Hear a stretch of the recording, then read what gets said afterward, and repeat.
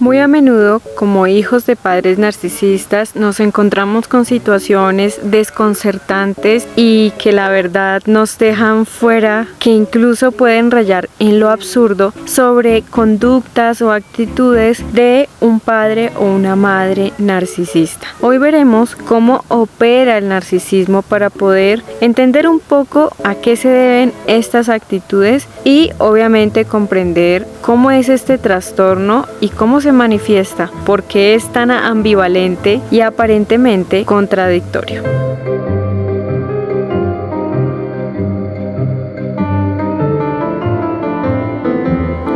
Una de las principales cosas y la base para poder entender el narcisismo y poder comprender cómo funciona es que el ser o el sujeto narcisista en su interior es una persona dividida. El narcisismo es sinónimo de división interior. ¿A qué nos referimos con esta división? El sujeto narcisista tiene dos caras de la moneda. Una es el sentirse un yo devaluado, apocado, inferior y vacío, que lo compensa con un yo que es superior, grandioso, que está por encima de los demás, que incluso raya en los delirios de que es algo absurdo e irreal, pero es una imagen engrandecida. La persona narcisista, cuando genera en su desarrollo esa división interior, a lo largo de su vida va a estar pendulando de un extremo a otro. Yo he encontrado un ejemplo que me parece fantástico y espero que lo puedan entender. Espero que los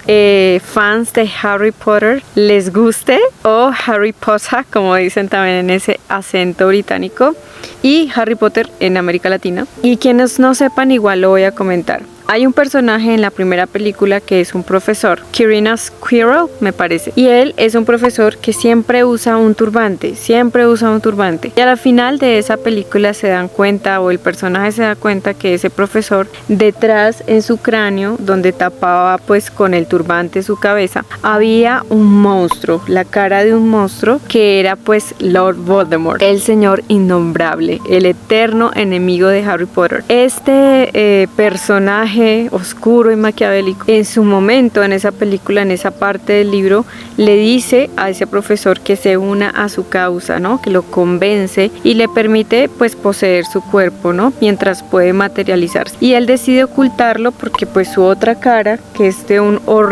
monstruo horrible, pues está detrás de su cabeza. Entonces decide taparla con un turbante. ¿Por qué uso esta analogía o este ejemplo? Y me parece muy interesante porque nos va a ayudar a entender el narcisismo. El narcisista, como les dije, es una persona dividida. Y esto lo vemos en el ejemplo de la siguiente forma. El narcisista, cuando desarrolla esa división, a lo largo de su vida va a tener un rostro o una parte que es un yo, que es el que exhibe a los demás. Es una máscara. Podría ser en este caso el rostro del profesor, sí, que pues no tiene el turbante tapado, ¿no? Es ese rostro que da a todos los estudiantes, a Hogwarts, a todos los profesores, esa persona que está bien, ¿no? Pero ese monstruo horrible, ese demonio que hay detrás, ¿no? Que está en esa cabeza, esa persona es ese yo inferior, devaluado, de vacío, completamente desnutrido de cualquier confianza, seguridad, amor, autoestima de algún tipo sana. No tiene nada de eso. Podemos imaginárnoslo como un yo que es como un parásito hambriento, que se trepa a cualquier cosa que le pueda dar algún afecto o alguna validación. Entonces, volviendo al ejemplo, el narcisista lo que usa sus actitudes y su yo engrandecido como el turbante para tapar toda esa basura y ese ser, el verdadero yo que tiene dentro. Ese yo inferior que oculta, que está detrás, es muy poderoso y está gobernando su vida. Sin embargo, el narcisista lo que hace es compensarlo con esas actitudes tan desfasadas, tan elevadas y completamente delirantes de superioridad y de sentirse una persona perfecta. Entonces, básicamente lo que hace el narcisista a lo largo de su vida es reprimir, anular, tratar de seguir desplazando hacia atrás ese yo inferior, y lo que hace es eliminarlo, supuestamente suprimirlo, a través de un yo alterno, que es ese yo elevadísimo. Ese turbante equivaldría conecta a esa imagen, a que ellos siempre están pendientes de que los vean bien, de que estén en entornos y rodeados de personas que estén a su altura. Debajo de ese turbante también se oculta lo que comúnmente hemos escuchado, la herida o ese dolor narcisista. Vamos a ir describiendo un poco qué es eso y cómo se evidencia en las actitudes y conductas de un narcisista.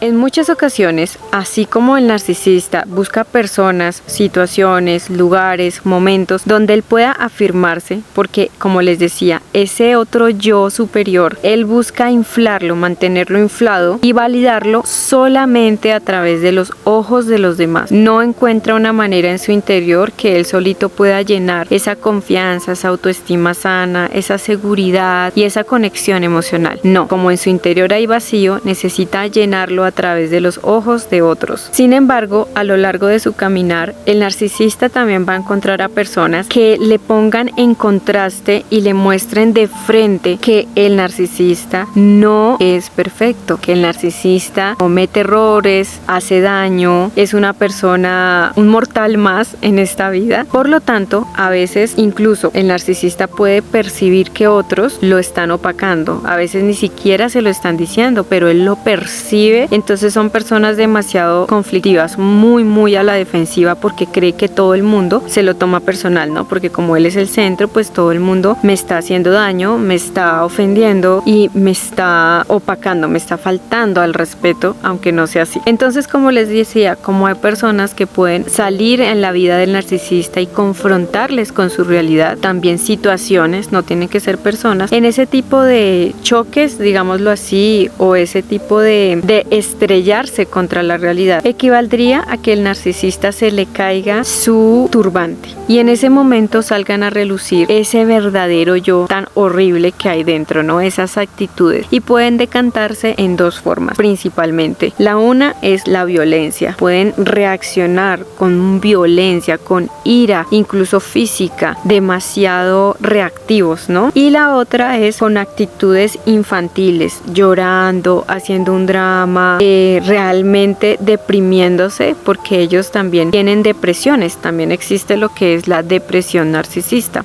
Debido a que un narcisista tiene unas expectativas tan irreales dentro de ese yo que les conté, ese yo superior que le hace contrapeso a ese yo inferior, ellos desarrollan unas expectativas demasiado desfasadas, imposibles de alcanzar, sobre su aspecto físico o sobre el poder, la autoridad, el dominio, el control, el amor, la belleza, la juventud, etcétera, de lo que sea, ¿no? Del conocimiento, del poder, de lo que sea. Como nunca las logran alcanzar, usualmente entran en periodos o episodios depresivos debido a que la vida no es como ellos la quieren, debido a que ellos no logran alcanzar lo que quieren o que también no reciben todo lo que merecen. Por eso es que yo creo que las familias, los familiares de narcisistas, sabemos muy bien que a un narcisista nunca se le puede hacer feliz. Nada es suficiente, nada le gusta, nada es como lo sueña, siempre hay algún problema o después te lo saca en cara porque lo que le diste no es lo suficientemente lujoso,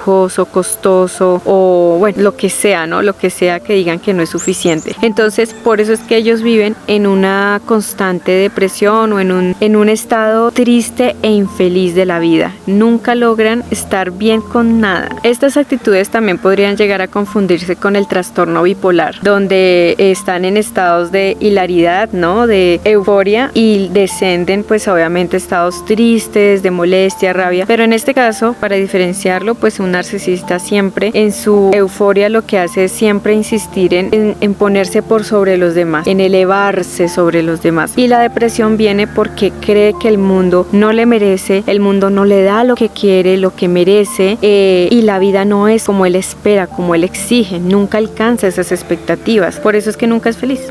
Volviendo al punto de lo que hablábamos sobre cuando hay situaciones o personas que confrontan a la realidad del narcisista, le muestra con evidencias de que hay errores, de que el narcisista es imperfecto, de chocarse o estrellarse contra la realidad, que le hace caer ese turbante, como en la película cuando ese profesor se quita el turbante y aparece ese monstruo tan horrible. Yo me acuerdo que era niña y veía esa película y me parecía la cosa más horrorosa.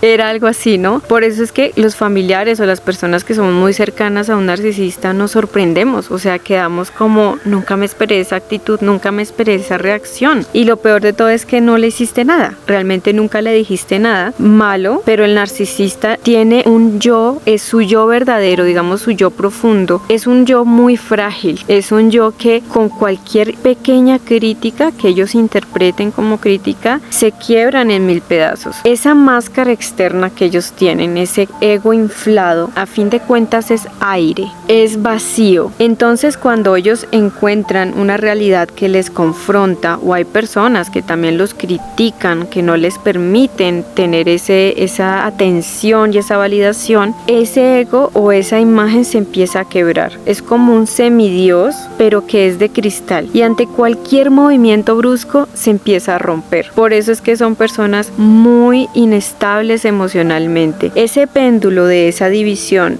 de estar en ese yo inferior, ese yo ultra superior, hace que sean personas desreguladas emocionalmente, hiperreactivas, a la defensiva, controladoras, y por supuesto que nunca admitan sus defectos ni sus errores en los conflictos y problemas que tengan con los demás.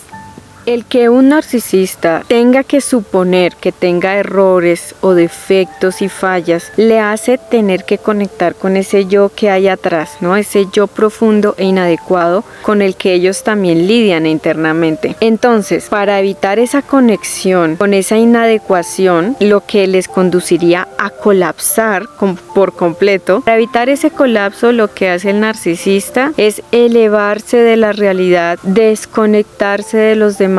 Un narcisista en su desarrollo no supo nunca identificar que hay otras personas y existo yo, que los demás tienen necesidades y que yo también tengo necesidades, que no solo soy el centro. Ellos no lograron hacer esa división. Por eso es que para ellos no existe el otro. Lo que ellos digan y hagan es lo que se dice y se debe hacer. Entonces, es por eso que un narcisista evita a toda costa la autorreflexión, la autoevaluación de su conducta, asumir la responsabilidad de sus hechos, porque eso le llevaría a conectar con la realidad de que no es ese ser perfecto, ese ser idealizado que él creó e internalizó. Esta división que conlleva esta desconexión de los demás, de su entorno y por lo tanto de su realidad, conduce a que los narcisistas sean personas que operan fuera de la normativa, digamos que no manejan el mismo código de valores que hay por lo general en los demás y en las relaciones interpersonales. Este estado de desconexión interior hace que el narcisista no tenga la capacidad de conectar con los demás. Esto hace que sean personas que vean la vulnerabilidad emocional, la humildad y la empatía como cosas débiles, lo que hace que sean personas que vean las relaciones personales solo como medios de instrumentalización o de utilizar y cosificar a las personas como fichas. Simplemente son fichas para obtener algo a cambio, un trato especial con privilegios o pues también intereses económicos o de otro tipo. Las relaciones interpersonales también son una oportunidad que ven los narcisistas para mantener el dominio y el control sobre los demás y las situaciones. Son personas que quieren ser y tener la autoridad absoluta, llegando a convertirse en auténticos dictadores en sus familias, sus trabajos, empresas, donde se encuentren. Las relaciones con los narcisistas no son posibles. O te utilizan y te dominan o te maltratan para también obtener su suministro narcisista. Las personas son simplemente cosas, son fichas nada más. Esto obviamente genera que las familias y las personas más cercanas a un narcisista resulten traumáticamente afectadas de maneras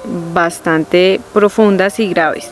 Entonces pues espero que haya sido de utilidad para ti. Te agradezco muchísimo por haberme acompañado en el episodio de hoy y espero que esto te pueda ayudar también a identificar esos episodios y a comprender esas actitudes tan absurdas que puede llegar a tener un narcisista, porque creo que una de las cosas que los define es que son personas desconcertantes y eso los hace intratables, porque no hay manera alguna de poder tener una neutralidad y tratar con ellos. Entre más tengan ese narcisismo o el trastorno esté ahí, es mucho más difícil. Recuerda que nos seguimos viendo aquí en Sonia Ataraxia, contenido creativo, educativo y amoroso para expandir nuestra conciencia.